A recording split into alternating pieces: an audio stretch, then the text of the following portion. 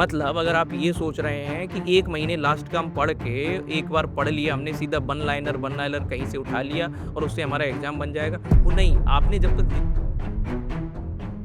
मान लीजिएगा कि जैसे अभी प्रीलिम्स का एग्ज़ाम हुआ, अब अगला प्रीलिम्स जो है हमारा सेम मान के चलिएगा फ़ेब-मार्च में होने वाला है। ऑनलाइन आप क्लास इसलिए नहीं कर पा रहे क्योंकि आपके फ़ोन में इंस्टा है, व्हाट्सएप है, तो आप उनके नोटिफिकेशन बंद कर दीजिए और हाइड कर दीजिए जब आप ऑनलाइन क्लास ले रहे हैं। सर अगर हम दोनों एस्पिरेंट हैं तो सबसे पहले ये सोचते हैं कि मैं ऑनलाइन जॉइन कर रहा हूँ एक जगह और आप ऑफलाइन मान लीजिए। तो सबसे बड़ा एक इशू होता है कॉस्टिंग का।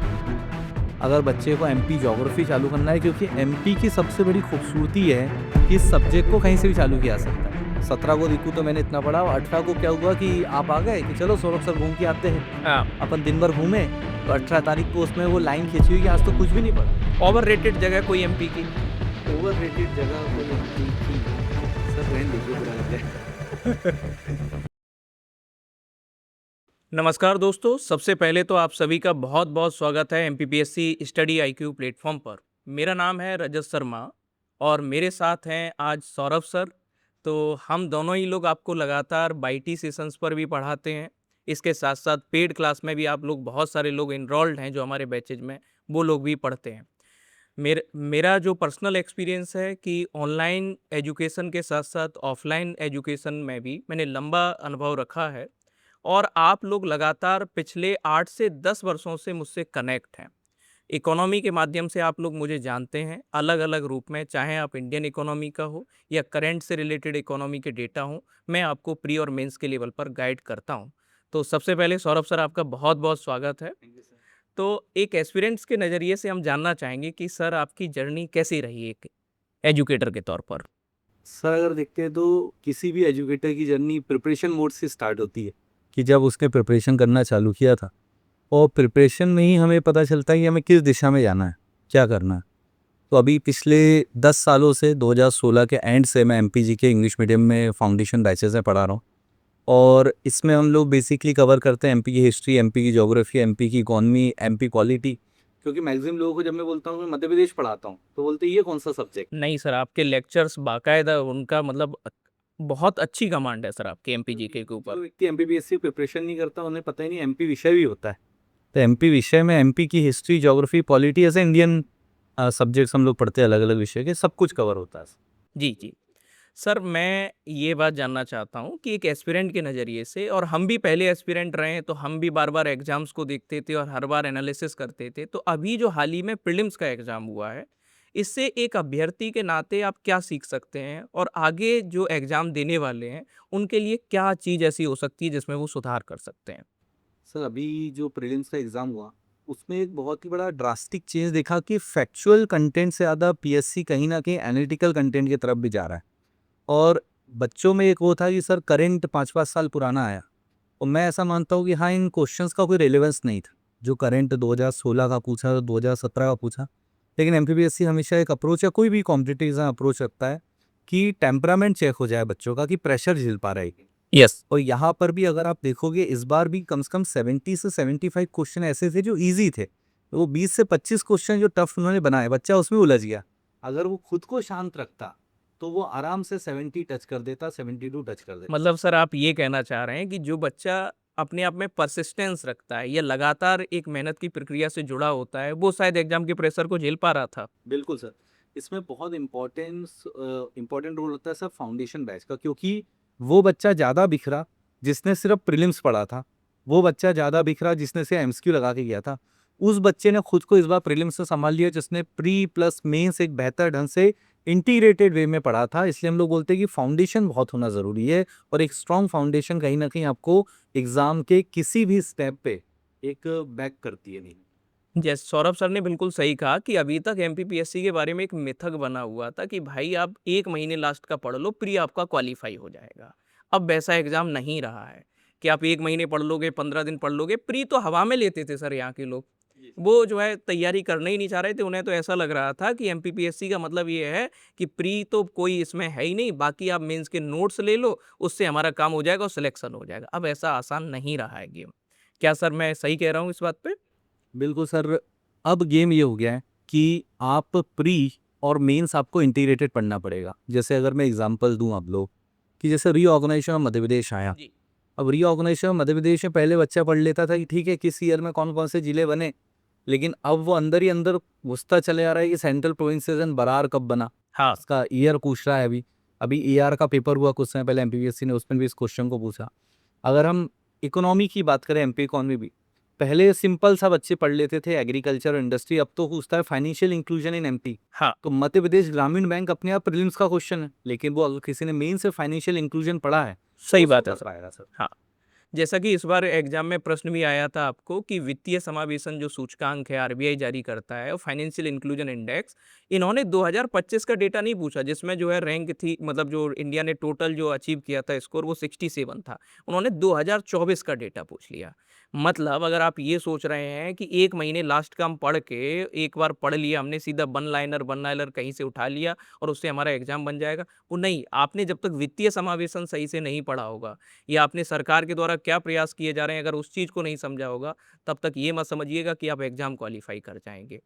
दूसरा सर ये है कि मान लीजिएगा कि जैसे अभी प्रीलिम्स का एग्ज़ाम हुआ, अब अगला प्रीलिम्स जो है हमारा सेम मान के चलिएगा फ़ेब-मार्च में होने वाला है। इससे पहले अभी कैलेंडर आ गया, सितंबर मंथ में मेंस का एग्ज़ाम होने वाला है।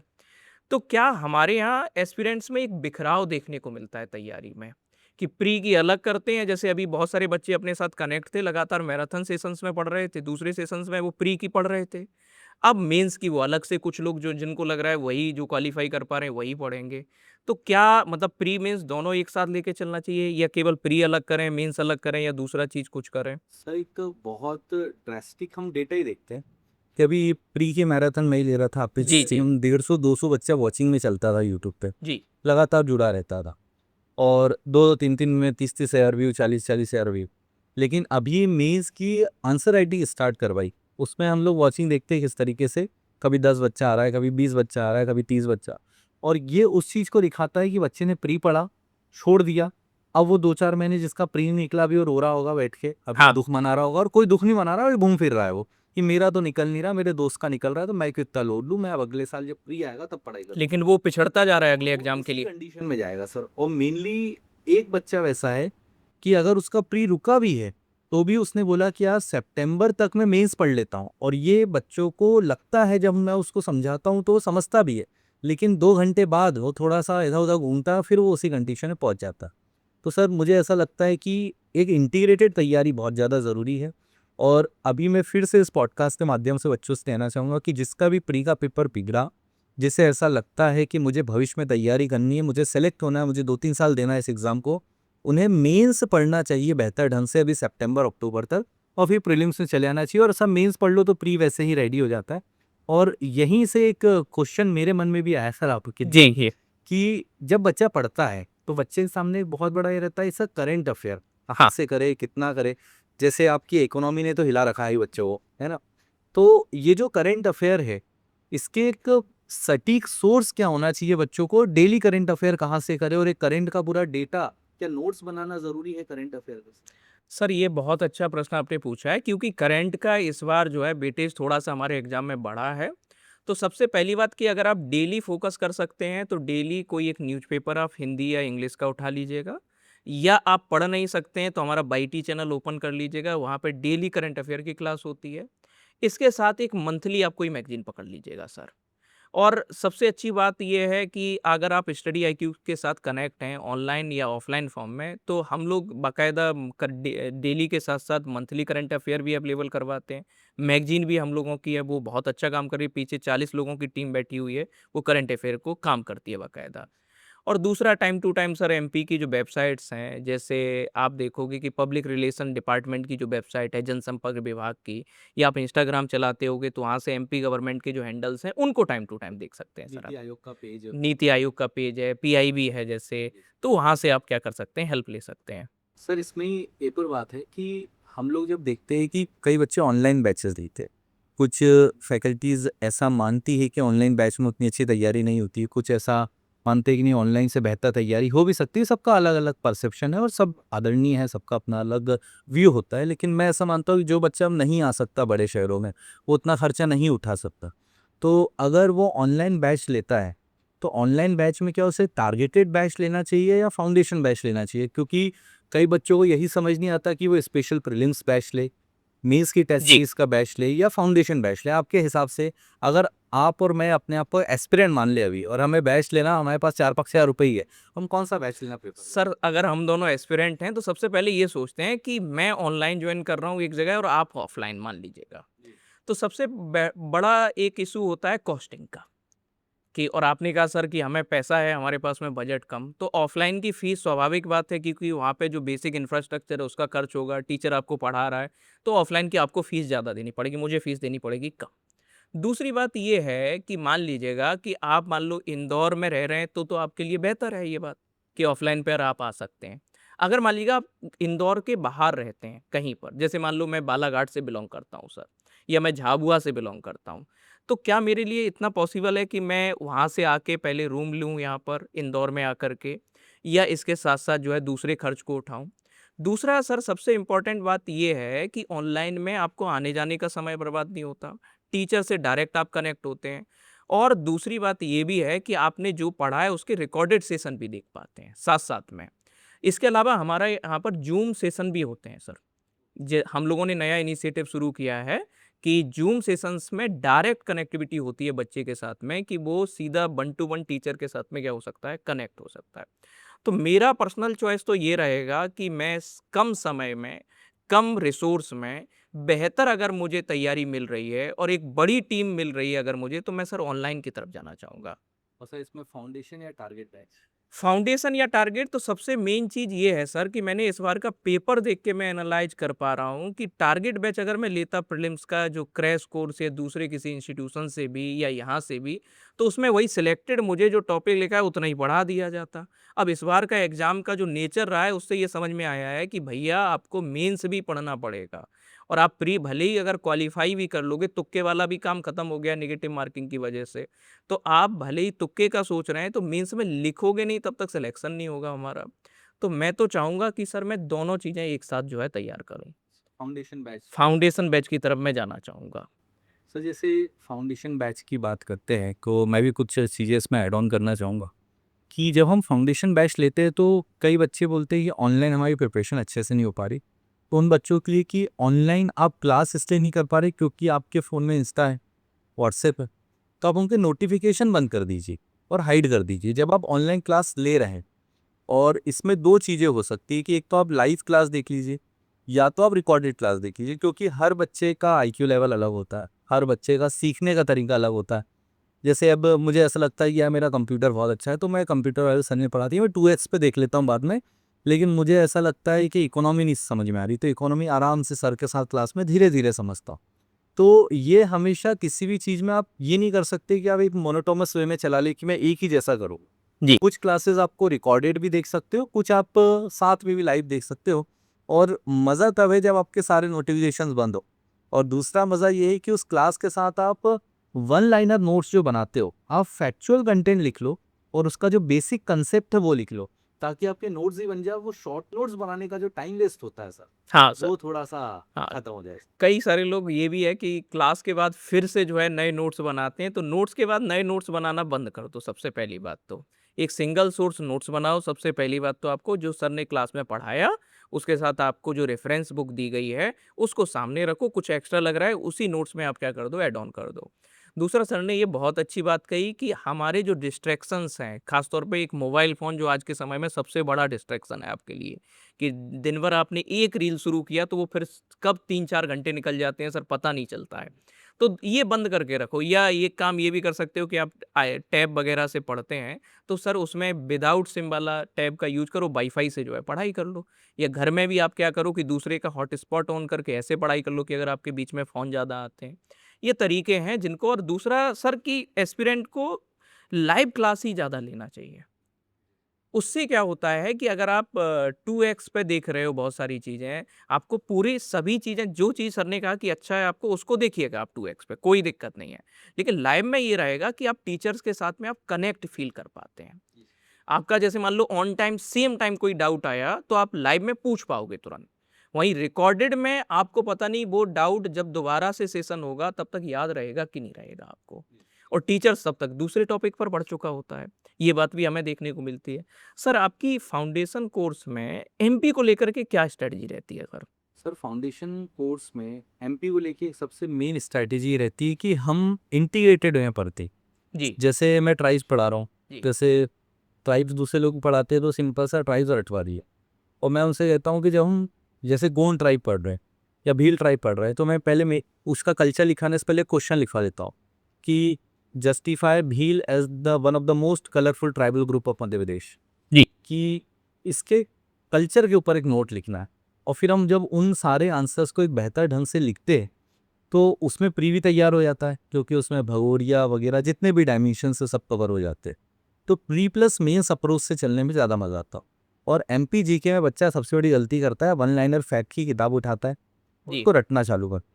सर एमपीपीएससी का सिलेबस इतना बड़ा है कि आप पूरा सिलेबस नहीं रट सकते, आपको चीज़ें समझनी पड़ेगी। और कुछ बच्चों ने एमपी जीके को ये बना लिया है कि ये सिर्फ फैक्चुअली इसको रटना है, और ये बहुत ही गलत अप्रोच है। कहाँ तक रटोगे हो, कितना रटोगे? और अगर आप चीज़ों को समझ लेते हो तो शायद कभी कभी होता है ना सर कि 4 ऑप्शन देख के आंसर अंदर से आता है कि इसका आंसर ये होना चाहिए। जी तो सर। मुझे ऐसा लगता है सर कि एक फाउंडेशन बैच में मैं प्री प्लस मेंस अप्रोच से चलाता हूँ। हर सैटरडे आंसर राइटिंग करवाता हूँ कि चलो भाई आज लिख के देखते हैं, किसी दिन हम लोग एमसीक्यू करते हैं। तो ये अप्रोच मुझे ज़्यादा बेस्ट लगती है, चलो सारी चीज़ें कवर हो जाएगी। और सर इन सब चीज़ों के साथ साथ एक प्रश्न मेरे दिमाग में और आया जी। कि कई बच्चे ऐसे हैं जो जॉब में हैं, जो किसी आईटी कंपनी में है या कहीं गवर्नमेंट जॉब में ही है, जो आपके दूसरे जो सब ग्रेड एग्ज़ाम के पास जी। होके आते हैं, तो उनका बड़ा मन होता है सिविल सर्विस एग्ज़ाम में आना। तो सर ऐसे बच्चे तैयारी को कैसे मैनेज करें, और किस तरीके से कौन सा बैच ले, या बैच नहीं भी लेते तो खुद से फिर कैसे प्रिपरेशन करें?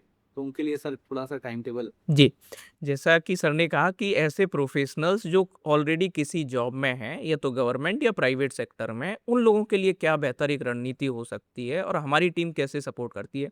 सर अभी हम लोगों ने एक डेटा निकलवाया था अपने ही प्लेटफ़ॉर्म से कि हमारे यहाँ फाउंडेशन बैच में नंबर ऑफ एनरोलमेंट्स जो हैं, उसमें से 30 टू 35% जो बच्चे हैं, वो प्रोफ़ेशनल हैं। जो कहीं न कहीं किसी जॉब में हैं और वो चाहते हैं अपने आप को अपग्रेड करना। अपनी जॉब को स्विच करना चाहते हैं और वो सिविल सर्विस में जाना चाहते हैं। और ये 30 से 35% केवल एक ऐसे लोग हैं जो कहीं न कहीं ऑलरेडी काम कर रहे हैं और उन लोगों का हम पर भरोसा है।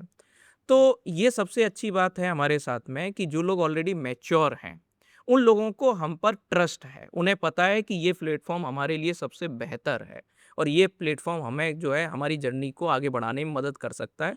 तो आप लोगों के लिए सबसे मेरा मेन इम्पोर्टेंट सजेशन ये है कि आपका जो भी वर्किंग आवर्स हैं, उन वर्किंग आवर्स के अलावा आपको क्या करना है, जो लेक्चर्स हैं, उन लेक्चर्स को सबसे पहले अटेंड करिएगा। जो कोर सब्जेक्ट हैं, उन कोर सब्जेक्ट को पहले पढ़ लीजिएगा। जैसे एमपी में आप देखोगे कि जैसे पॉलिटी है, हिस्ट्री है, ज्योग्राफी, इकोनॉमी, साइंस और एमपीजीएस। ये 6 सब्जेक्ट को सबसे पहले टारगेट करोगे, तो इससे क्या होगा कि आपको एक कॉन्फिडेंस आएगा कि दूसरे भी एग्ज़ाम को दे रहे होगे सिविल सर्विस के अलावा, तो वो आपका मेन बनेगा। दूसरा ये करिएगा कि आपके पास में है टाइम का क्रंच, तो अपना टाइम टेबल प्रॉपर बनाइएगा कि टाइम टेबल और वीकेंड पर आपको जो समय मिलता है, उस वीकेंड वाले समय को ज़रूर यूटिलाइज़ करना है।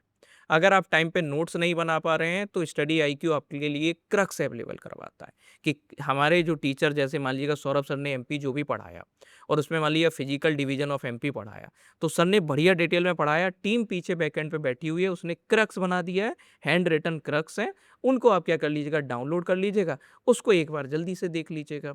तो आपका ये जो है झंझट क्या हो जाए, खत्म हो जाएगा। लेकिन ये मतलब नहीं है कि आप लिखना बंद कर देंगे, लिखना ज़रूर है, आपको मेंस की प्रैक्टिस ज़रूर करना है सर।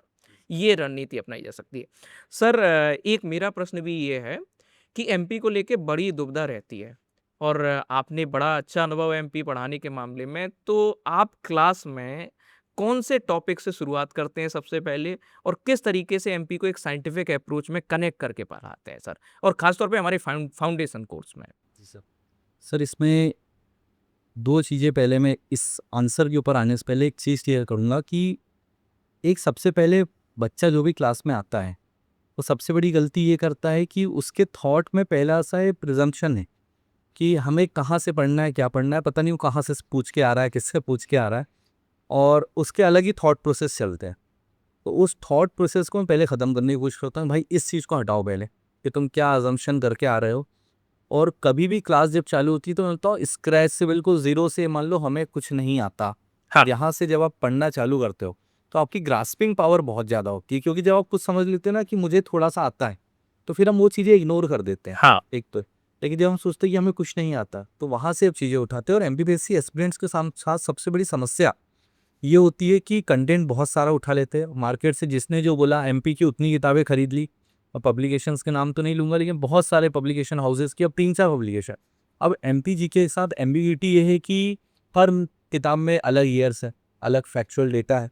तो ये गलतियां बच्चा करता है और इन्हीं गलतियों को सुधारने का प्रयास करते हैं। और दूसरी बात है सर कि जब हम क्लास में चालू करते हैं तो डिपेंड करता है बच्चा कैसा। हाँ। सर अगर बच्चा इंटरेस्टेड है तो ट्राइव से स्टार्ट करते हैं। अगर बच्चे को एमपी ज्योग्राफी चालू करना है, क्योंकि एमपी की सबसे बड़ी खूबसूरती है कि इस सब्जेक्ट को कहीं से भी चालू किया जा सकता है। एमपी हिस्ट्री अपना अलग इंपॉर्टेंस रखता है, क्योंकि कोई भी टॉपिक किसी से जुड़ा हुआ नहीं। एमपी हिस्ट्री अलग है, एमपी इकॉनमी अलग है, एमपी ज्योग्राफी अलग है, एमपी का ट्राइब वाला सेक्शन अलग है। तो सर इसको मेनली, लेकिन मैं कोशिश करता हूँ कि unit 10 tribal group of MP से स्टार्ट करें। जो सबसे टफ है, मतलब सर का कहना ये है कि अगर आपको ये सबसे टफ समझ में आ गया, अगर मैं ये कंफर्टेबल कर दिया तो आपको विश्वास हो जाएगा शुरुआत में ही ये सर। होता है कि टॉपिक 15 से 20 दिन में हो जाता है। वो बच्चों को रहता है कि हमारी प्री की एक यूनिट हो गई, 10 से हाँ। 12 दिन में बैच स्टार्ट ही हुआ। और फिर उनके पास एक पर्याप्त समय होता है, कम से कम 5-6 महीने का, कि उसके 8-10-15 बार जितनी बार वो रिवीजन कर सके। तो सर मैं बच्चों से, कुछ मेरी ये सलाह है कि बहुत ज़्यादा नोट्स इकट्ठे ना करो। बहुत ज़्यादा नेगेटिव लोगों के आसपास ना रहे, जो आपसे, आप बोलोगे नेगेटिव लोगों को कैसे पहचाने। हाँ। एक ये क्वेश्चन मैं खुद से ही पूछ लेता हूँ कि हम एमपीपीएससी प्रिपरेशन में, किसी भी कॉम्पिटिटिव एग्जाम प्रिपरेशन में, हम कैसे पहचाने कि ये नेगेटिव व्यक्ति अब ऐसे पहचाने कि लगातार आपसे किसी की बुराई कर रहा है, कि नहीं भाई यहाँ से ये कमी है, इस कोचिंग नोट्स में ये कमी है, इधर ये कमी है।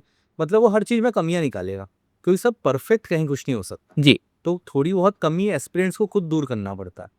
दूसरी बात कैसे, एक होता है पॉजिटिव व्यक्ति जो आपको बोलेगा भाई ये नोट्स अच्छे हैं, इनको पढ़ ले, लेकिन इसमें कुछ सुधार कर लेना। और एक होता है नेगेटिव व्यक्ति जो आपको बोलेगा अरे नहीं नहीं इसको फेंको, तो ये नोट्स पढ़ो, क्योंकि वो अपना ईगो सेटिस्फाई करना चाहता है। एक ये सारी चीज़ें। दूसरी बात है सर कि थोड़ा सा आप उन लोगों के साथ रहिए जो आपसे बोले कि भाई हो जाएगा, टेंशन फ्री होके करो, हो जाएगा। उन लोगों से दूर रहो कि बिल्कुल नहीं होगा। तो ये, इन लोगों से थोड़ा दूर रहिए। बहुत ज़्यादा नोट्स का ढेर मत लगाइए, अपने रूम को लाइब्रेरी मत बनाइए। बहुत लिमिटेड कंटेंट रखिए। मुश्किल से प्रीलिम्स में आपके पास इतना मोटा बंडल होना चाहिए, इसमें काम हो जाता है। और मेंस में अगर आप बैठे हुए हो तो आपकी एक दीवार पे आप अलग अलग वो बनाते हो कि मेंस का पेपर 1, पेपर 2, पेपर 3, वो आप बुक्स जमा दीजिए, ताकि आपको दिखे कि कौन सा मटेरियल आपने कहाँ पर रखा हुआ है। अच्छा सर। जी। दूसरा सर मेरा एक प्रश्न ये है कि मान लीजिएगा मैंने फाउंडेशन बैच ज्वाइन किया, तो क्या स्टडी आईक्यू के पास ऐसी कैपेबल टीम है जो एमपीपीएससी का इतना लेंदी सिलेबस है, मतलब 4 पेपर जीएस के हैं, एक हिंदी का पेपर है, एक निबंध का पेपर है, इतना बड़ा एमपी ही अकेला है, तो क्या कवर करवा पाएंगे आप टाइम पर? जी सर, बिल्कुल टीम हमारे पास पूरी है। सबसे बड़ी बात है पूरी टीम होना, है ना? और एक और सबसे बड़ी बात है कि ऑल इंडिया लेवल पे इंस्टीट्यूट्स हैं। तो हिंदी की फैकल्टी कई बार हमारे पास वो आती है जो बिहार में, यूपी ऐसे स्टेट से पढ़ा रही, जहाँ हिंदी का लेवल एक अलग ही लेवल पे आता है। हाँ। निबंध की ऐसी फैकल्टी आती है जो यूपीएससी में ही पढ़ा रही है। यूपीएससी का निबंध पढ़ा रहे, तो एमपी की जीके का, एमपी में निबंध अब किस लेवल का पढ़ाएंगे वो।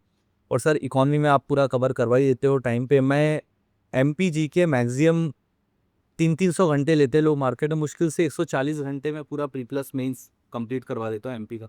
तो बहुत ही, आप भी 140 घंटे बहुत ही टाइम बाउंड। सही बात है सर, मतलब तो लगभग जब हम इतने बड़े बड़े सब्जेक्ट को इतने एक्सपर्ट फैकल्टीज के साथ कर रहे हैं और इतने टाइम बाउंड समय में कर रहे हैं कि 140 घंटे में अगर प्री का और मेंस का पूरा एमपी कवर हो जाता है, इकॉनमी आप जल्दी कवर करवा देते हो, तो स्पीड प्लस एक्यूरेसी प्लस भरोसा is equals to study IQ. हाँ, ये बिल्कुल सही बात कहा सर ने। और दूसरा कि हर एक सेक्शन के एक्सपर्ट हैं हमारे पास, कि जैसे मान लीजिएगा हिस्ट्री में ही हमारे पास में 3 फैकल्टी सेट है। जी ये सबसे अच्छी बात है कि मान लीजिएगा आर्ट एंड कल्चर एक सर का अच्छा है, एक का मॉडर्न हिस्ट्री पे बहुत बढ़िया कमांड है, एक की जो है एंशिएंट और मिडाइवल पर बहुत बढ़िया कमांड है, तो ये सबसे अच्छी बात है। और कोई भी मतलब इंस्टीट्यूशन तभी आप उस पे भरोसा कर सकते हैं क्योंकि सिलेबस है बहुत बड़ा और वन मैन आर्मी कोई हो नहीं सकता है आज के समय में कि जो पूरा का पूरा कवर करवा दे। तो इसलिए आप ये देख सकते हैं कि हमारा एक शेड्यूल्ड मैनर में आपका जो है सिलेबस कवर हो रहा हो, एक टाइम में कवर हो रहा हो, दूसरा सर ये कुछ प्रश्न ये भी है कि कोई अभ्यर्थी मान लीजिएगा अभी उसने तैयारी शुरू कर रहा है, बिल्कुल स्क्रैच से हमने मान के चला, तो लगभग कितना टाइम देना चाहिए उसे तैयारी को? सर मैं ऐसा मानता हूँ कि कम से कम 10 से 12 महीने अगर वो लग के पढ़ रहा है, और एक वो बहुत बड़ा एक मिथ बना रखा है कि कम से कम 15 घंटे पढ़िए, 16 घंटे पढ़िए, तो सर ये सब बातें हैं, कई झूठ बोलने वाली वो है। अगर कोई व्यक्ति 10 से 12 महीने कंटिन्यू 4 से 5 घंटे का अपना रूटीन बना लेता है कि 5 घंटे मुझे क्लास के अलावा सेल्फ स्टडी करना है, क्योंकि सेल्फ स्टडी को कुछ भी रिप्लेस नहीं कर सकता। तो 4 से 5 घंटे अगर वो सेल्फ स्टडी करता है, लेकिन सर सेल्फ स्टडी तभी काम आएगी जब आपने फाउंडेशन स्ट्रॉन्ग कर रखा होगा, किसी का आपके पास मार्गदर्शन होगा। नहीं तो सेल्फ स्टडी में तो आप कुछ का कुछ करोगे। बस वही है, मान पढ़ते लीजिए- चले जाएँगे, लिटरेचर पढ़ने लगते जी। हैं कई लोग, इतना जैसे शौक हो सर जाता मान है। लेते हैं कि अभी ये यहाँ पूरा स्टूडियो लगा हुआ है। अब हम बोले कि हम खुद ही कर लेंगे, तो हम अभी तक इन तारों में ही उलझे रहते। लेकिन एक मार्गदर्शन मिला टीम की तरफ से कि नहीं भाई कैमरा यहाँ है, माइक यहाँ है, लेकिन हमें क्या मेन कंटेंट के ऊपर बात करनी थी, तो अब ये हमारी सेल्फ स्टडी है। तो मुद्दा ये कहता हूँ कि अगर किसी ने 11 से 12 महीने 4 से 5 घंटे पढ़ा है और एग्ज़ाम के समय थोड़ा-सा 9-10 घंटे वो कर दे, तो आराम से एमपीपीएससी क्रैक कर सकता है। बहुत ज़्यादा 15-15, 16 घंटे पढ़ने की ज़रूरत नहीं है। क्लास के बाद 4-5 घंटे, और जैसे ही एग्ज़ाम आ रहा है तो हम 9-10 घंटे लग के कर लीजिए, आपका लगभग काम हो जाएगा। बहुत अच्छी बात कही सर ने कि मतलब ये है कि हमें एक टाइम लेके चलना होगा कि इतने में हमें सिलेबस को कवर कर लेना है, इतने में हमें चीज़ों को क्या कर लेना है, मेन फोकस कर लेना है। और सबसे अच्छी बात है कि अगर आप किसी टीम के साथ कनेक्ट होते हैं और किसी प्लेटफॉर्म से कनेक्ट होते हैं, तो उससे बढ़िया फ़ायदा ये होता है कि सब चीज़ें आपकी स्ट्रक्चर्ड वे में और बिल्कुल प्रॉपर आपकी कवर होती चली जाती हैं। सबसे पहले सर अब हम लोग एक काम करते हैं कि पेपर बाय पेपर एक-एक करके जो है बड़े शॉर्ट में हम लोग बात कर लेते हैं। पेपर 1 को लेके क्या करना चाहिए? सर पेपर 1 को लेके एक तो हमारे यहाँ फाउंडेशन बैच है, मुक्तक सर हाँ। है ना? पवन सर है। तो प्रॉपर हिस्ट्री, ज्योग्राफी हम लोग कवर करते हैं, गौरव सर पूरा कवर करवाते हैं, मैं एमपी का पोर्शन कवर करवाता हूँ। तो पेपर 1 को लेके एक सबसे बड़ा बच्चों के सामने एक समस्या है कि कंटेंट बहुत ज़्यादा है।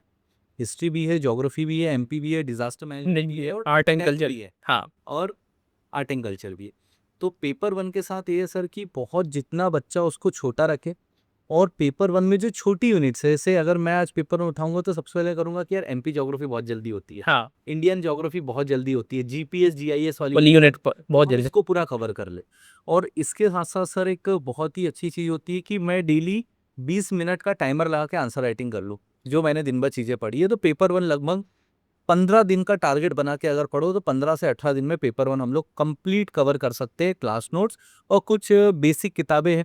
जैसे सर मैं इंग्लिश मीडियम वाले बच्चों के लिए कहना चाहूँगा कि इंग्लिश ल्यूसेंट भले ही लोग नहीं माने, मेंस में हिस्ट्री बहुत मदद करती है, क्योंकि 2 मार्कर 2 मार्कर क्वेश्चन जो है बड़े ऐसे आ और रहे हैं। 7 मार्कर का फॉर्मेट्स भी बहुत अच्छे है। बाकी हमारी जो मेन किताबें स्पेक्ट्रम मॉडर्न के लिए बहुत अच्छी है। 11th क्लास की फिजिकल ज्योग्राफी की एनसीईआरटी बहुत पतली सी किताब है सर, लेकिन पूरा फिजिकल ज्योग्राफी बहुत अच्छे से कवर करके रखा हुआ है। तो लगभग, और जीपीएस, जीआईएस के तो मेरे हिसाब से बच्चों को नोट्स बना लेना चाहिए सर, क्योंकि मार्केट में आप जाओगे तो मोटे-मोटे हाँ, पेपर वो मिलेंगे। बड़ा दिक्कत उसके कर रहे हैं। बढ़िया नोट्स बन जाते हैं 5 से 6 पेज में, तो आपकी पूरी यूनिट कवर हो जाती है। Paper 2 sir? सर पेपर 2 में एक बहुत बड़ा पोर्शन है एमपी, हाँ। उसके मैंने खुद की नोट्स बना दिए हैं, तो आपको प्रॉपर वहाँ से मिल जाएगा। पेपर 2 में लक्ष्मीकांत का जिस्ट अगर आप पढ़ पा रहे हो, जो भी आपके कोचिंग में नोट्स में आजकल लक्ष्मीकांत का जिस्ट जिस्ट चल रहा है सर, बिल्कुल। तो वो कर सकते हो। पेपर 2 के साथ एक बहुत बड़ा पोर्शन है सोशियोलॉजी, हाँ, और एमपी का सोशियोलॉजी जो आप यूपीएससी में पढ़ते हो उससे बड़ा अलग है। हाँ। हमारे यहाँ सोशियोलॉजी में सिर्फ स्टार्टिंग की 2 जो यूनिट है वो कोर सोशियोलॉजी है, बाकी तो फिर स्कीम वाला पोर्शन है, ट्राइब वाला पोर्शन। स्कीम है, सोशल हाँ, जस्टिस है सर, तो हाँ। लगभग आपने प्री अगर अच्छे से पढ़ा है, हाँ, आपका काम हो जाएगा, और आपने वो पढ़ लिया तो आपका प्री में भी काम हो जाएगा। जी। पेपर 2 के लिए अप्रोच यही होगा कि आप एक बेहतर नोट्स उठाइए जो मार्केट में आपको लगता है कि प्रॉपर है, और उनको पढ़ के अलग कर दीजिए, आंसर राइटिंग करिए। और यहीं पे सर पेपर 3 की स्ट्रैटेजी आपको बताना पड़ेगा, क्योंकि उसमें है इकोनॉमिक। जी, तो पेपर 3 में जो आपका सेक्शन ए है, उसके लिए सबसे पहला काम ये करिए, इंडियन इकोनॉमी पढ़िए। और इंडियन इकोनॉमी सबसे मेन चीज़ ये है कि जो टॉपिक्स दिए हैं यूनिट 1 और 2 में, जैसे मान लीजिएगा भारतीय अर्थव्यवस्था की विशेषताएँ, विकसित भारत एट द रेट 2047, या जो राष्ट्रीय आय की अवधारणा है, तो आप क्या करो बेसिक से शुरू करो इकोनॉमी, और ये पक्की गारंटी रहती है कि यहाँ पे क्वेश्चन हमारे नोट्स से ही आ जाता है सर। मतलब 80 टू 90% जो है मेंस का क्वेश्चन नोट से फँसता है। और सर एक बच्चों के सामने जैसे हमने बात तो करी बड़े प्रो में 1 2 3 की, अब वो होता है मैनेज कैसे करें। हाँ। पेपर 3 तक तो आ गए, तो एक बहुत अच्छी मेथड है सर, ब्रिक मेथड बोलते हैं उसको, या फोर्ड मेथड भी कहते जी हैं। ये डायरी में आप लिख के रखो, जैसे कि हमने 15 तारीख है तो मैंने आज ये टॉपिक पढ़ा है, इकोनॉमी में विकसित भारत पढ़ लिया, और पेपर 3 में पार्ट बी में आयुष पढ़ लिया, हाँ ताकि मैंने उसको लिख के रखा, ताकि जब मैं 16 तारीख को देखूँ तो मुझे दिखे मैंने इतना पढ़ा, 17 को देखूँ तो मैंने इतना पढ़ा, और 18 को क्या हुआ कि आप आ गए कि चलो सौरभ सर घूम के आते हैं, हाँ अपन दिन भर घूमे, तो 18 तारीख को उसमें वो लाइन खींची हुई कि आज तो कुछ भी नहीं पढ़ा, हाँ 19 को भी अपन घूमने चले गए। तो इसमें बच्चों को समझ में आता है कि किस दिन हमने वेस्ट किया, हाँ, वो वैक्यूम दिखना चाहिए। वैक्यूम दिखना चाहिए। और इसलिए ये फोर्ट मेथड इसलिए कहता हूँ क्योंकि एक एक छोटी छोटी ईंट आप जमा रहे हो, ब्रिक जमा रहे हो, उससे आपका फोर्ट बनेगा। तो बच्चों को डेली आप जो कवर करते हो, अब क्या होता है, आप टारगेट लिख ले, टारगेट मत लिखो, एक सुबह लिख लो कि कितना कवर करना, और शाम को लिखो कि कितना कवर किया। हाँ क्योंकि कई बार क्या होता है, टारगेट चक्कर में हम अपने दिमाग को बांध देते हैं कि भाई टारगेट ही करना है, जबकि हमको उस टारगेट के अलावा ज्यादा भी करना है। अगर मैं जी 4 बजे करके बैठ चुका हूँ तो मैं एक्स्ट्रा चीजें भी तो कर सकता हूँ। और सर एक बहुत बड़ा मुद्दा है पेपर 5, हिंदी। और हिंदी के बारे में कहा जाता है कि अगर आपको एमपी में, मध्य प्रदेश में अगर आपको एसडीएम बनना है, डिप्टी कलेक्टर बनना है, और अगर आपकी हिंदी कमजोर है तो मध्य प्रदेश में तो डिप्टी कलेक्टर नहीं बन सकते आप, एमपी में। जी तो हिंदी को लेके क्या अप्रोच होनी चाहिए, किस अप्रोच के साथ, कौन सी कोई बेहतर किताब अगर आप, क्योंकि उसमें एक किताब तो जैसे ल्यूसेंट बिल्कुल। आती है, इसके अलावा और क्या अप्रोच होनी चाहिए, और इंग्लिश मीडियम वाले बच्चों के लिए बहुत मैं समस्या वही बात करना चाह रहा, इंग्लिश मीडियम वाले बच्चों को ये लगता है कि पेपर 5 और 6 सर हमें पूरा हिंदी में अटेम्प्ट करना है, और इसके लिए कि हम क्या करें, कई लोगों को देवनागरी लिखने में बड़ी समस्या आती है। तो मैं सबसे सस्ता तरीका ये बताता हूँ कि सबसे पहले सर आप कर लो ट्रांसलेशन पे फोकस, 35 नंबर का वहाँ से जुगाड़ हो जाएगा। दूसरा बेसिक ग्रामर जो है उसको अच्छा कर लीजिएगा थोड़ा-सा, कि आप ग्रामर जो हिंदी की या जो हिंदी का व्याकरण है, उस हिंदी के व्याकरण को तैयार कर लीजिएगा। और एक बार में मत करो, धीरे-धीरे आप सोचो कि एक दिन में एक टॉपिक ऐसे पढ़ लिया, फिर दूसरा टॉपिक पढ़ लिया, तो 15 दिन सर लगते हैं पेपर 5 को तैयार करने में। 15 से 20 दिन अगर आप अच्छे से पढ़ लेते हैं, उसको तैयार करने में। मेन फ़ोकस करना है कि अपना ट्रांसलेशन हिंदी से इंग्लिश, इंग्लिश से हिंदी, वो एक आपके लिए अच्छा हो सकता है कि आपको इसमें कोई व्याकरण की ज़्यादा ज़रूरत नहीं है। इसके अलावा आप देखोगे कि कुछ ऐसे जो पर्यायवाची शब्द हैं, तत्सम तद्भव आ जाते हैं, या जो है दूसरे जो विलोम शब्द पूछ लिए जाते हैं, तो हम बचपन से इतना तो पढ़ते चले आ रहे हैं कि कहीं न कहीं इतना तो हिंदी हम, चूँकि हिंदी प्रदेश के लोग हैं हम लोग, और इतना तो हमें पता ही है। तो सबसे अच्छा तरीका सर यही है कि आप ऐसे सेगमेंट पे फ़ोकस करो जहाँ से मैक्सिमम आप स्कोर कर सकते हैं। इंग्लिश मीडियम वालों को कोशिश यही करनी चाहिए कि जो प्रशासनिक शब्दावली है जैसे, या जो ट्रांसलेशन है, उनसे शुरुआत करो, वहाँ से आपको कॉन्फिडेंस आना शुरू हो जाएगा सर। सर। और ये इसमें मैं ऐसा मानता हूँ कि अगर पेपर 5 स्ट्रॉन्ग कर लिया तो पेपर 6 की आधी पिक्चर तो हमने हाँ, क्लियर कर दी।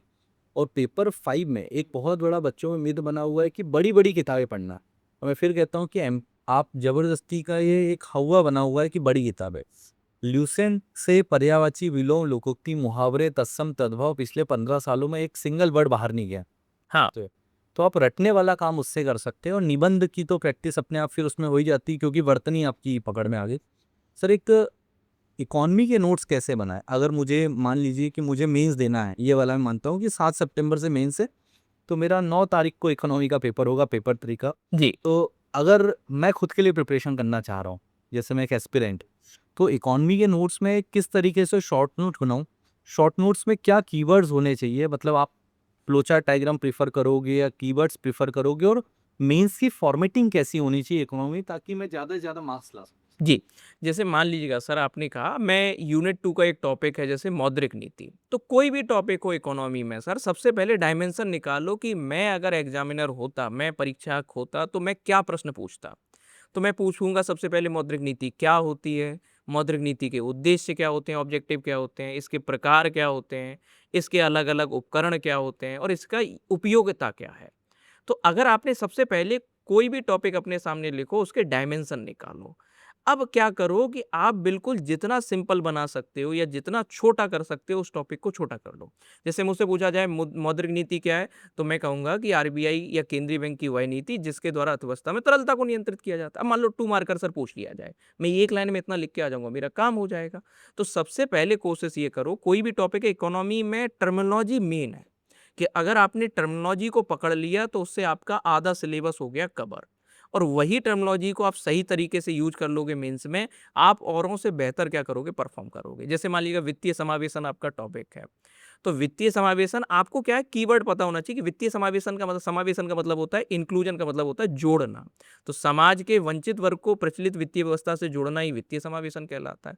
तो ऐसे आपको हर एक टॉपिक जो है सर आपका, उसको क्या करना है कि उसका मतलब आपको लिटरल पता होना चाहिए। फिर आप लिख दोगे सर आंसर, बढ़िया आंसर लिखोगे। मतलब मैं मान लूँ सर कि मैं अगर जैसे मुझे इतना समझना हाँ, है कि विकसित भारत है तो विकसित भारत के 8-10 जो कीवर्ड है हाँ, जो बस 5-6 उनको पकड़ टारगेट लो। है मैं लिख लूँ और मुझे एग्जाम में क्योंकि 7 मार्कर में इतना तो लिखना है 10 लाइन लिखना है हाँ, तो बस।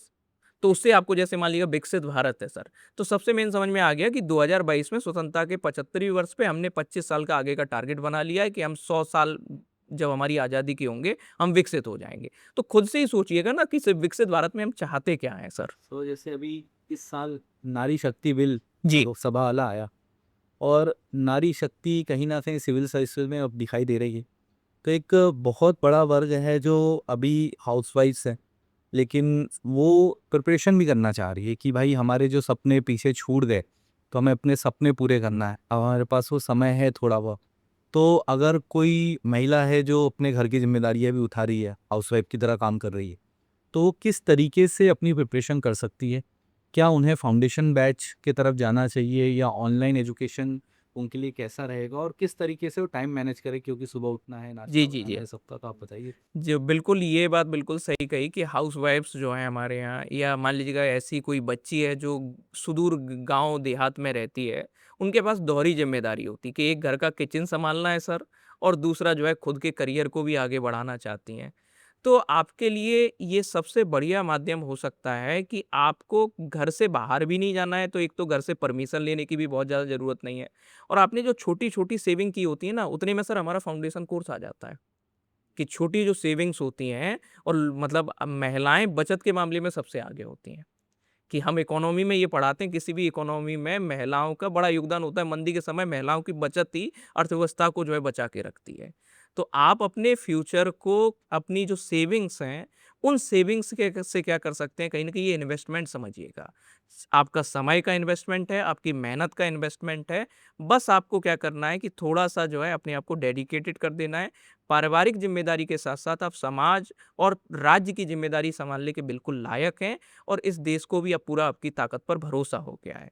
तो ये सर जो है बिल्कुल कर सकती हैं, और अच्छे से कर सकती हैं। थोड़ा सा टाइम मैनेजमेंट के लिए सर, जैसे जैसे मान लीजिए किसी को इकोनॉमी में इम्पोर्ट है वो है, किसी को एमपी में इंटरेस्ट है, तो किचन में काम कर रहे हैं, वीडियो लेक्चर हाँ, लगाया, ये सुनते काम कर सुनते सकते हैं। छोटे मोटे काम कर लिए कि पता ही ये सब्जेक्ट मुझे सुनते हो जाएगा, और जो सब्जेक्ट टफ लग रहा है जैसे हिस्ट्री, मॉडर्न हिस्ट्री समझ ही नहीं आ रही, तो जो हमारे पास वो दिन में 2-3 घंटे वो महिलाएं निकाल सकती है, उसका और यूज़ वो कर अपने सकते हैं। टफ सब्जेक्ट जो है आराम से शांति से देख के पढ़े, और ईजी सब्जेक्ट जो है किचन में काम करते हुए, दूसरे काम करते हुए, वीडियो लेक्चर सुनते हुए वो भी कर सकते हैं। तो ये ऑफलाइन सेंटर पे आके नहीं कर सकते हाँ, ये तो अगर है वो सर। हाउसवाइफ है, तो ये ऑनलाइन एजुकेशन कहीं ना कहीं उन महिलाओं को जो हाउसवाइफ वगैरह अपने सपने पूरे करने को सर, हम लोग जो फाउंडेशन कोर्स पे बार-बार ये फाउंडेशन टर्म पे फ़ोकस कर रहे हैं, क्या ऐसा क्या ख़ास है कि हम इतना इस पे फ़ोकस ही क्यों कर रहे हैं?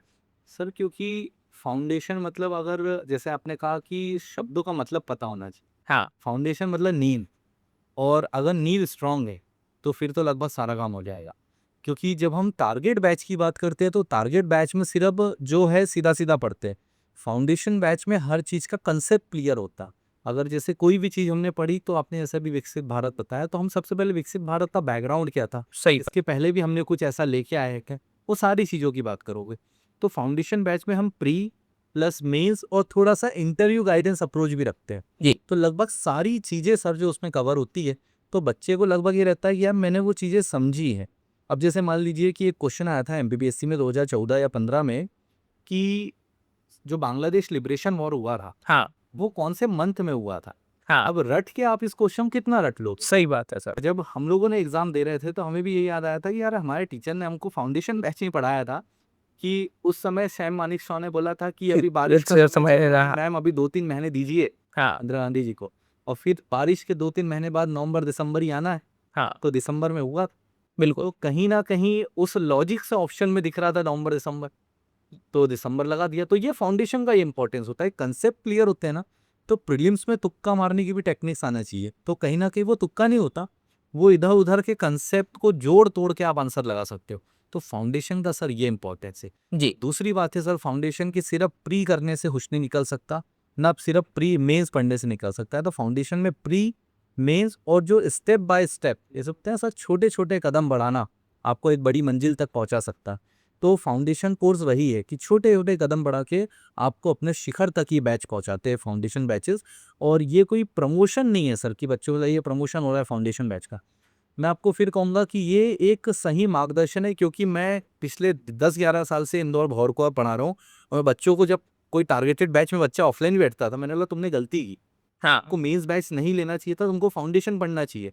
तुम गलती कर रहे हो सिर्फ प्री का बैच पढ़ के, क्योंकि जब आप पूरा पढ़ते हो ना तो आपके लिए एक तैयारी का एक बार में आप कोचिंग करके रख दो ना साइड में 10-11 महीने में, फिर आप अपना पढ़ते रहो। नहीं तो बच्चा उस विशियस साइकिल में फंस जाता है बिल्कुल प्री सर, और मेंस की। दुष्चक्र बड़ा बुरा है वो ये। है सर। तो एक ये वाली बात सर मुझे ऐसा लगता है। और इसी के साथ मेरे मन में एक प्रश्न आ गया सर जी। एमपीपीएससी को लेके, कि आइडियली अगर मैं एमपीपीएससी प्रिपरेशन करना चाहता हूँ, आज मैं एक नया एस्पिरेंट हूँ, तो कितने साल का मैं टारगेट बना के रखूँ? 2 साल 3 साल, क्योंकि कई लोग इसको पंचवर्षीय योजना भी कहते हैं।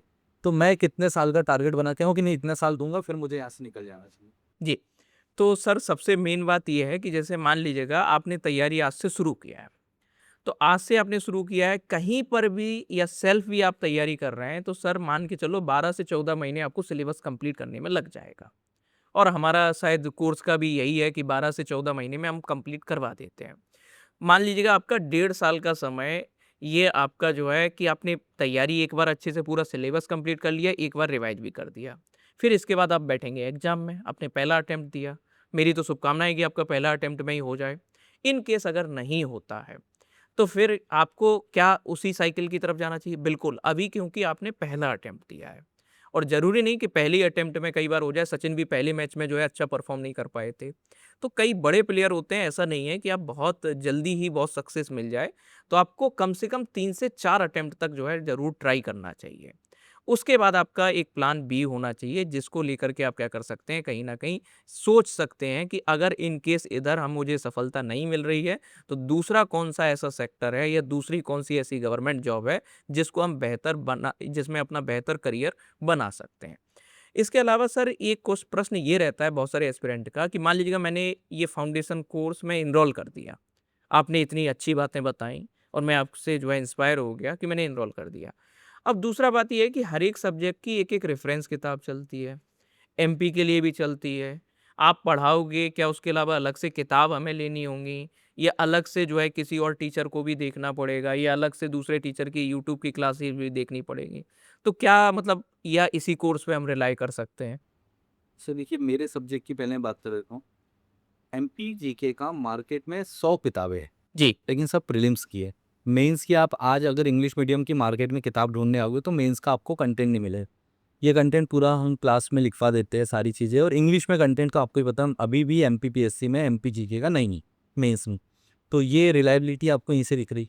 उसके अलावा सर एक चीज़ ये देख सकते हैं कि अगर कोई फैकल्टी, चाहे आप हो, मैं हूँ, कोई भी फैकल्टी हो, वो कोई भी सब्जेक्ट जब तैयार करते हैं तो वो एक किताब से तैयार नहीं करते। वो 4-5 किताबों को लेके उसमें से बेस्ट निकाल के तैयार करते हैं। तो वो पूरी की पूरी चीज़ बच्चों को वहाँ पे मिल जाती है। और यहीं से एक कई बार एक प्रश्न उठता है कि क्या बिना कोचिंग के तैयारी की जा सकती है? तो मैं तो इसमें हमेशा बोलूँगा नहीं, नहीं अच्छा की सर। जा सकती। अब यहाँ पे कोई कोचिंग इंस्टीट्यूट के कल्चर को बढ़ावा नहीं दे रहा हूँ, लेकिन जो फैक्ट, और अगर आपको कोचिंग नहीं करनी तो एक ऐसा मेंटर पकड़ो, वो आपके भैया हो सकते हैं, दीदी हो सकते हैं, जिन्होंने बेहतर तैयारी की है, कि आपको सटीक रणनीति तो बता दे। नहीं तो हम कुछ का कुछ पढ़ेंगे। जैसे आपने कहा कि लिटरेचर पढ़ रहे हैं तो वही पढ़ रहे हैं। हाँ, कालिदास से ही मन लग गया कि बिल्कुल। मृत्युंजय में कालिदास ने ऐसा क्या लिख दिया। गुनाहों का देवता कई बार हाँ, पढ़ रहे हैं लोग जो है इसी हाँ, एक बड़ा बार धर्मवीर भारती का गुनाहों का देवता आ चुकी है सीसेट के पेपर में हाँ, 2017 में। तो कहीं न कहीं व्यक्ति भटक जाता है ऐसा। जी। और अगर उसको एक प्रॉपर मार्गदर्शन या प्रॉपर मेंटरशिप मिल जाती है, और जिसके लिए कोचिंग एक वन स्टॉप सॉल्यूशन होते हैं, लेकिन उसमें भी कोचिंग इंस्टीट्यूशंस का चुनाव करना बहुत ज़रूरी है। कि और चुनाव करने की क्या करें, उनका यूट्यूब चैनल खोल लीजिए, कौन पढ़ा रहा है, कैसा पढ़ा रहा है, क्या पढ़ा रहा है, तो वहाँ से आपको चीज़ें समझ में आती है, ना कि आँख बंद करके सिर्फ बोर्डिंग और जो होर्डिंग्स वगैरह है ये देख के बैच ले बच्चा। तो मैं तो हमेशा ये कहूँगा कि आप पूरा जाँचिए, परखिए, डेमो लीजिए, तब आपको समझ में आए तो एडमिशन लो। क्योंकि आपके जीवन का 1.5-2 साल जो आप कोचिंग में देने वाले हो, बड़ा महत्वपूर्ण समय है। और सबसे बड़ी बात है पैसा। हाँ, वो बड़ा महत्व। और इसमें ये भी है कि मतलब आप खुद फ़ील करो कि आपकी कनेक्टिविटी कहाँ पर बन रही है। फ्रीक्वेंसी कौन से टीचर्स के साथ में आपकी मैच कर रही है, आपको समझ में आसानी से कहाँ पे आ रहा है। आप मार्केट परसेप्शन पे मत जाइएगा, इस पे भीड़ हमें ज़्यादा दिख रही है या इस कोचिंग का हमें होर्डिंग बहुत अच्छा दिख गया, इसका ऑफ़िस में बढ़िया मज़ा आ गया, पानी पिला दिया उसने मुझे, ठंडा जो है, उस पे मत जाइए, उससे सिलेक्शन नहीं होगा भैया आपका। सिलेक्शन होगा आप जो लिख के आओगे, आपके जो कांसेप्ट क्लियर होंगे उससे। तो आप किस टीचर के आपको बढ़िया कंसेप्ट समझ में आ रहे हैं, कहाँ से आपको लग रहा है कि हमारी ट्यूनिंग सही बैठ पा रही है और किस पे आपको ट्रस्ट बन रहा है सर। ये सबसे मेन ज़रूरी होती है कि एक जैसे मान लीजिए हम कभी डॉक्टर के पास भी जाते हैं, हम सही कहाँ पर होते हैं? जिस डॉक्टर पे हमें भरोसा होता है। तो आपको टीचर पर ट्रस्ट करना होगा कि ये टीचर हमारा सिलेक्शन हमें दिला सकता है। तो हमारी टीम बहुत ट्रस्टेड है सर इस मामले में कि सर ने कहा जैसे 10 साल का एक्सपीरियंस है। ये हमारी ऑलमोस्ट एवरेज एक्सपीरियंस अगर पूरी टीम का निकाल के देखोगे आप 8 से 10 साल एवरेज एक्सपीरियंस और बहुत सारे ऐसे एजुकेटर भी हैं जिनका 15-15, 20-20 वर्ष का एक्सपीरियंस है सर इस क्षेत्र में। बिल्कुल सर, जैसे अभी हमारे साथ साइंस की फैकल्टी जी, है, जुड़े हैं अमित सर, तो वो तो 2009 से पढ़ा रहे हैं दिल्ली वही में, मुखर्जी नगर में, और अब वो एमपीपीएससी वाले बच्चों को पढ़ाने इंदौर सेंटर आते वो हम लोगों ने रिक्वेस्ट किया कि सर मतलब बड़ा वैक्यूम बना हुआ है हैं। एमपी में। तो एक सर ये आप देखिए ना कि जो व्यक्ति मुखर्जी नगर में बड़े लेवल पढ़ा रहा है, और जैसे मैं कल उनसे बात भी कर रहा था, जी, तो उन्होंने बताया कि सर मैं एक्सीडेंटल फैकल्टी नहीं, मैं पहले एक सीबीएसई स्कूल में प्रिंसिपल भी रहा हूँ, तो बड़ा एक्सपीरियंस लेके बैठे हुए, और साइंस मेरा बैकग्राउंड रहा है, और नॉर्थ इंडिया में मैं यूनिवर्सिटी टॉपर भी रहा हूँ। और वो बताए थे कि कलाम साहब के भी स्टूडेंट स्टूडेंट रहे हैं सर आप। जो हमारे प्रेसिडेंट थे, तो कलाम साहब के स्टूडेंट रहे तमिलनाडु में, एमआईटी वगैरह से उन्होंने पीजी वगैरह भी किया। तो जब ऐसी फैकल्टी आपके साथ जुड़ रही है, इतनी गुणवत्ता और इतनी क्वालिटी आपको मिल रही है, तो फिर क्यों परेशान होना है बच्चे को बेवजह। कि आपको ये तो समझ में आ जाए भाई कहाँ से कितना क्या पढ़ना है, और सबसे बड़ी बात है आप फ्री होके डाउट पूछ सकते हैं, क्या दिक्कत आ रही है, कहाँ दिक्कतें आ रही है। और जैसे आपने सर अभी थोड़ी देर पहले भी प्रश्न पूछा था, तो उसमें एमपी जी के थोड़ा सा भटक गया था वहाँ पर, जी, तो कि हर सब्जेक्ट कैसे करना चाहिए, तो उसमें मैंने ऐसे सर का नाम इसलिए लिया कि हर सब्जेक्ट को कैसे, तो वो हर सब्जेक्ट की फैकल्टी बता सकती है। सही मैं बात है। आपको ऊपर ऊपर से बता दूंगा हर सब्जेक्ट का, लेकिन मैं एमपी जीके का बहुत डिटेल बता पाऊँ। आप इकोनॉमी का बहुत अच्छा बता दोगे, लेकिन आप किसी हिंदी में हो सकता है बच्चे को ऊपर से। सही बात है सर। तो हर सब्जेक्ट का ये विशेषज्ञ होगा, और जहाँ पर बड़ी टीम हो वहाँ पर आपको हर सब्जेक्ट का अलग अलग विशेषज्ञ मिल जाते हैं। और लगभग स्टडी आईक्यू के जितने भी प्रोग्राम्स वगैरह है, चाहे ऑनलाइन बैचेज हो ऑफलाइन बैचेज हो, आपको एक बड़ी टीम मिलती है। और हमारे यहाँ एमपी में का जो बच्चा है वो थोड़ा बोला वाला सीधा साधा बच्चा है। वो जब इंदौर आता है तो वो देखता है बड़ी बिल्डिंग किसकी है, हाँ, वो बड़ी बिल्डिंग देख के एडमिशन ले लेता है। तो वो थोड़ा सा बच्चों को यहाँ पर समझने की ज़रूरत है कि नहीं, टीम, कंटेंट और किस तरीके का डेडिकेशन, चाहे वो ऑनलाइन हो चाहे ऑफलाइन हो। क्योंकि मैं फिर कहूँगा सर कि आपको कोचिंग करना है, नहीं करना है, ये आपका व्यू है, ये हाँ। आपकी चॉइस है। लेकिन अगर आप उस डिसीज़न पे आते हो तो बेस्ट डिसीज़न लीजिए, भले ही वो स्टडी आईक्यू हो या कोई और प्लेटफ़ॉर्म है, लेकिन डिसीज़न आपको फिर पछतावा नहीं होना चाहिए कि यार मैंने गलत चुना। हाँ, ये बात तो इम्पोर्टेंट है क्योंकि अगर आप सोच रहे हैं सिविल सर्विस के बारे में, तो आपको उस हिसाब से तैयारी को भी करना पड़ेगा। आप जितना बड़ा आउटपुट चाहते हैं, तो उस हिसाब से अपनी मेहनत का इनपुट भी देना पड़ेगा आपको। अपना डेडिकेशन का इनपुट भी देना पड़ेगा आपको, अपने हार्ड वर्क का इनपुट भी देना पड़ेगा। अगर आप सोच रहे हैं कि उथले लेवल पर मतलब जो है बिना तैरे सीखे हुए हम समुद्र को पार कर जाएँ, तो ये मुश्किल है भैया। फिर आप जो है किनारे पर ही खड़े रहिएगा और दूर से ही मज़े लेते रहिएगा। अंदर का जो है आपको सच्चाई समझ में नहीं आएगी। तो ये बात तो कि अगर आप 60 साल को सिक्योर करना चाह रहे हैं अगले, तो आपको अभी 1-2 साल तो मेहनत करनी पड़ेगी अच्छे से। और एक बात ये भी है कि बहुत सारे स्टूडेंट्स मान लीजिएगा उन्होंने कोर्स में एनरोल कर दिया। अब उन्हें ऐसा लगने लगता है कि अब कोचिंग और टीचर की ज़िम्मेदारी है हमारा सिलेक्शन। क्या ऐसा है? सर देखिए, सिविल सर्विसेज प्रिपरेशन में स्पून फीडिंग नहीं की जा सकती। हाँ। ये हर चीज़ चम्मच से आपके मुँह तक ला के खिलाना। कुछ चीज़ें बच्चों को खुद करना है, कुछ चीज़ें फैकल्टी कराती है। बच्चों में एक बहुत ही गलत मिथ होता है, ये हर चीज़ करा के दे। ऐसा नहीं हो सकता, ऐसा पॉसिबल नहीं, इतना बड़ा सिलेबस में। हालाँकि हर एक line by line syllabus faculty की ज़िम्मेदारी होती है करवाना। लेकिन उसमें कुछ चीज़ें बच्चों को अपने लेवल पे अपग्रेड करनी पड़ेगी, और मैं हमेशा कहता हूँ कि आपको अब आप केजी 1 केजी 2 में नहीं हो कि आपकी स्पून फीडिंग होगी। एक तो ये। तो कहीं न कहीं चीज़ें सेल्फ स्टडी, बेहतर मार्गदर्शन, ये दोनों चीज़ें अगर आपके पास है और डेडिकेशन, तो आपका जी। सिलेक्शन निश्चित ही हो जाएगा। और सर एक प्रश्न मेरा आपसे कि 3 ऐसी गलतियाँ जो बच्चों को नहीं करना चाहिए अगर वो सिविल सर्विसेज़ की तैयारी कर। सर सबसे पहला 3 गलती। जी, जी, 3 गलतियाँ मैं बताऊँगा कि सबसे पहला तो बहुत सारा कंटेंट इकट्ठा करना, पहली गलती। दूसरी गलती रिवीजन को तवज्जो ना देना। तीसरी गलती सिलेबस के बाहर चले जाना। जी। तो बहुत ज़्यादा कंटेंट नहीं करना है, रिवीजन को अवॉइड नहीं करना है और तीसरी बात सिलेबस पे आपको टू द पॉइंट बने रहना है। ये गलतियाँ अगर करोगे आप तो आप सिलेक्शन को भूल जाइएगा भैया। जी, सर तो हम लोग एक रैपिड फायर रख लेते हैं लास्ट में। जी। मैं आपसे कुछ प्रश्न पूछूँगा, बिल्कुल सर बिल्कुल तैयार हैं और आज सर को आज अपन घेर लेते हैं कि सर मतलब क्लास में आप लोगों को बहुत ज़्यादा जो है परेशान करते हैं और क्वेश्चन एमपी के खूब पूछते हैं। आज हम भी इनसे पूछेंगे। एमपी पूछोगे सर? एमपी नहीं पूछेंगे। हम आपसे जो है सर ऐसे ही कुछ प्रश्न पूछना चाहते हैं और हर एक एस्पिरेंट भी जानना चाहता है उन चीज़ों को। तो सर आप सबसे पहला आपसे प्रश्न ये है कि एमपी का सबसे अच्छा स्थान आपको कौन-सा लगता है? एमपी का सबसे बेस्ट जगह सर पंचमढ़ी। पचमढ़ी। आप घूमने जाते हो? बिल्कुल सर। कितनी बार गए हो? 3 से 4 बार सर। अच्छा। क्योंकि सर पंचमढ़ी को ऐसे ही क्वीन ऑफ सतपुड़ा नहीं कहते।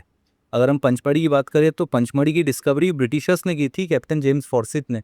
और उन्होंने कहा था कि ब्रिटिशर्स ने भारत के जितने भी जंगल देखे, ये कुछ ब्रिटिश डॉक्यूमेंट में लिखा हुआ कि ये सबसे सुंदर जंगल सतपुड़ा के जंगल है, साउथ इंडिया के भी इतने सुंदर फॉरेस्ट नहीं है। और इसलिए पहला जो फॉरेस्ट डिपार्टमेंट का ऑफिस खुला था वो पंचमढ़ी के मड़ई रेंज में खुला था, पूरी जी। भारत में। और फिर कॉर्बेट में खुला था जिमतौर।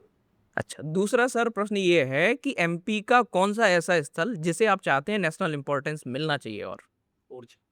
ओरछा को। ओवररेटेड जगह कोई एमपी की? ओवररेटेड जगह कोई एमपी की?